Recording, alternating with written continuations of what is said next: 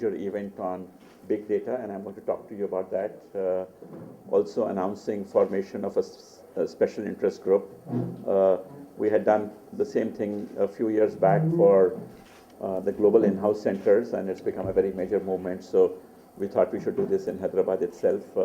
We have today more than 400 people attending this conference here, and we have speakers and attendees from, of course, speakers from all across the world, but also we have attendees from all across the country today. As you know, our industry is touched $108 billion previously, and we had mentioned to you that given what we see the technology's role and what we're doing in business process management and in new areas, we believe that by 2020 this could be about $300 billion.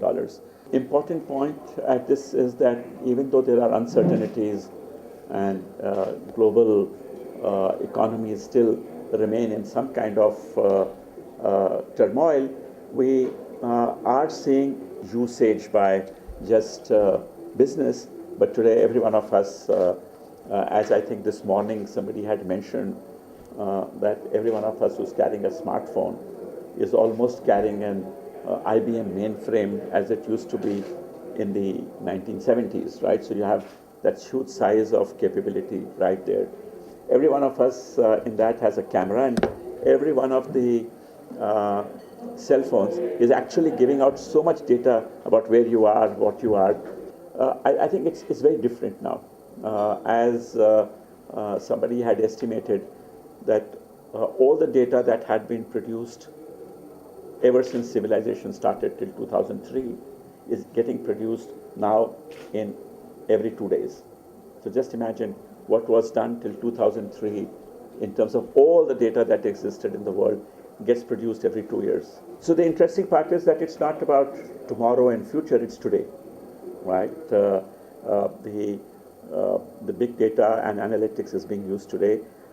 In a lot of ways, many of you who use social media, the fact that pages of your interest show up, right, is also because there is a lot of analytics that's going on online. So it's not about using data offline, but using data online basis. In fact, I'll talk about this later in terms of the report that we are releasing. I think has also got that significance here.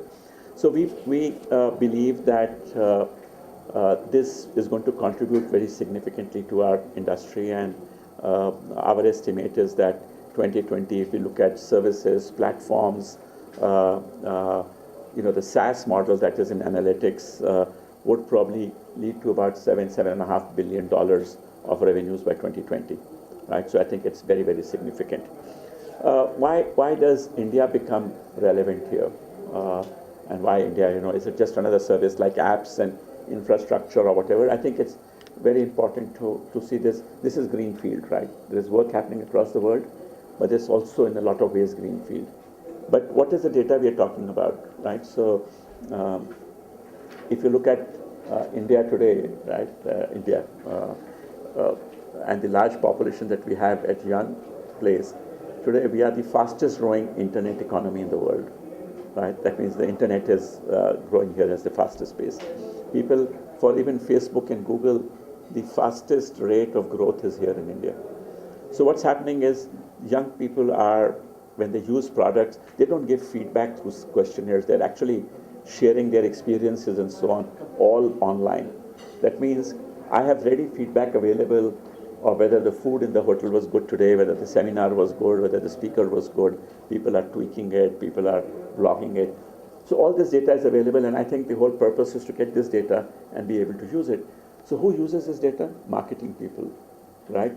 We are going to tap into, because this is such a huge tool that the marketing person is not really looking at doing post-facto research as we used to do marketing research, but he is going to be doing online research of where are people buying.